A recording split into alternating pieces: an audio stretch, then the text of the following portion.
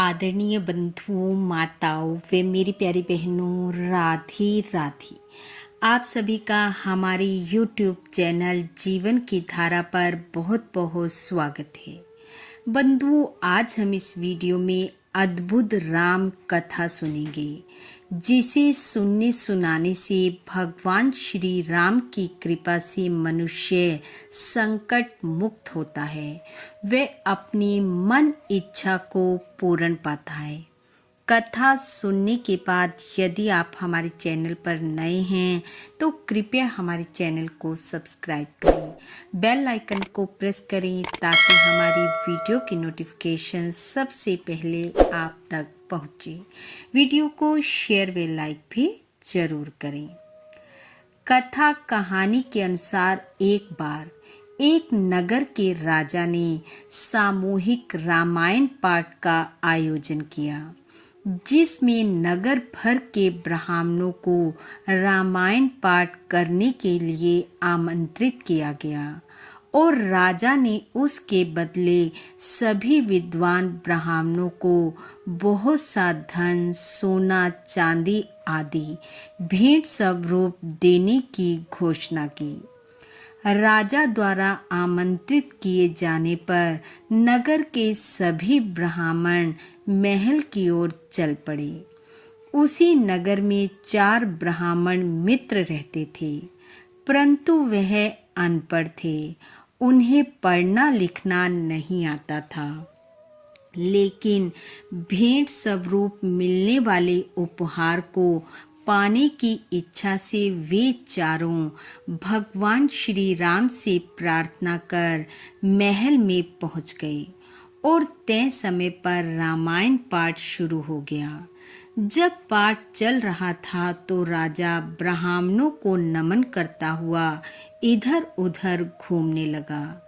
जब उन चारों ने देखा कि अब राजा हमारे समीप भी आने वाला है, तो वे सोचने लगे कि अब क्या होगा। अगर राजा को पता चल गया कि हम पढ़ना नहीं जानते हैं तो वह हमें दंडित करेगा। जैसे ही नमन करता हुआ राजा पहले ब्राह्मण के पास पहुंचा तो ब्राह्मण रटने लगा। अब राजा पूछेगा तो मैं क्या कहूँगा, अब राजा पूछेगा तो मैं क्या कहूँगा। यह सुनकर राजा कुछ हैरान हुआ, पर वह आगे बढ़ गया। पहले ब्राह्मण की यह बात सुनकर दूसरा ब्राह्मण रटने लगा, तेरी गति सो मेरी गति, तेरी गति सो मेरी गति। दूसरे ब्राह्मण की बात सुनकर तीसरा कहने लगा, ये पोल कब तक चलेगी, ये पोल कब तक चलेगी। यह सुनकर चौथा ब्राह्मण बोला, जब तक चलती है चलने दे, जब तक चलती है चलने दे। और इस तरह वह चारों अपना मुंह नीचे किए हुए यही वाक्य बार बार रटने लगे।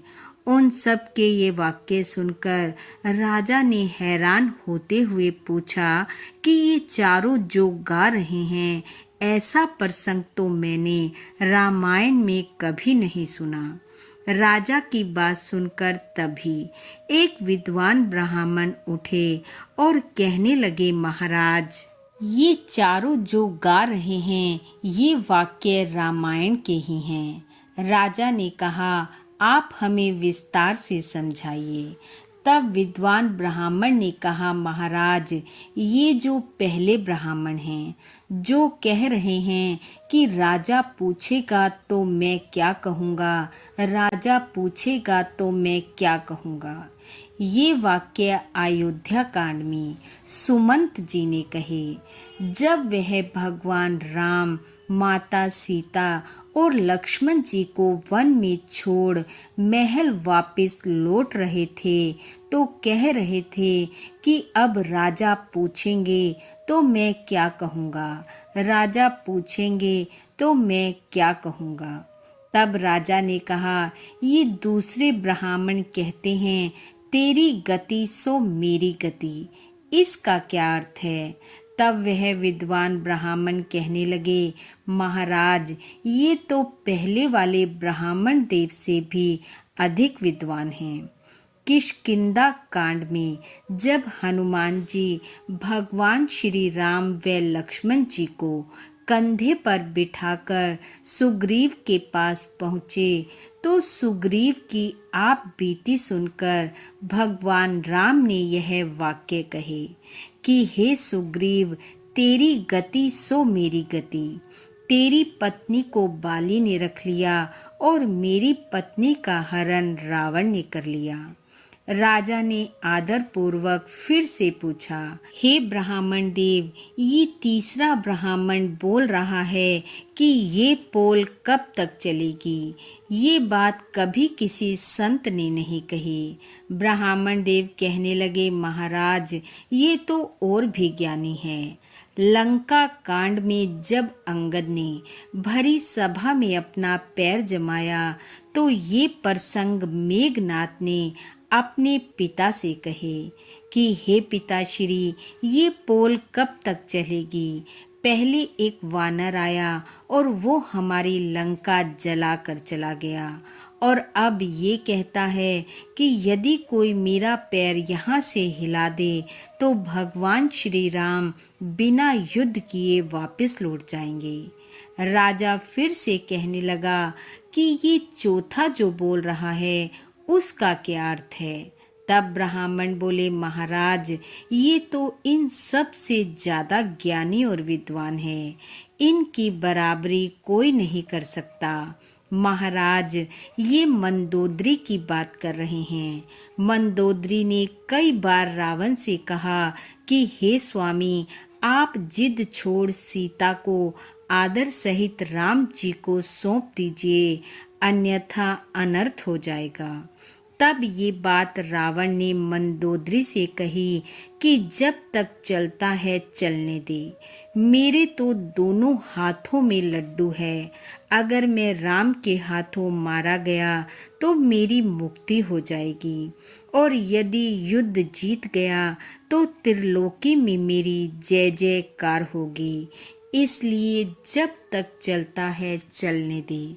राजा यह सुनकर हैरान होता हुआ कहने लगा कि उसने आज तक ऐसी ज्ञान वाली बातें नहीं सुनी थी।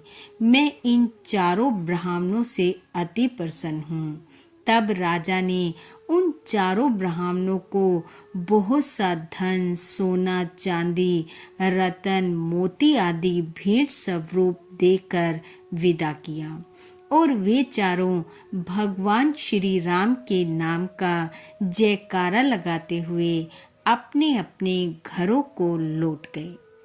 बोलो सियावर रामचंद्र जी की जय। बंधुओं, भगवान श्री राम की कृपा आप व आपके परिवार पर सदैव बनी रहे।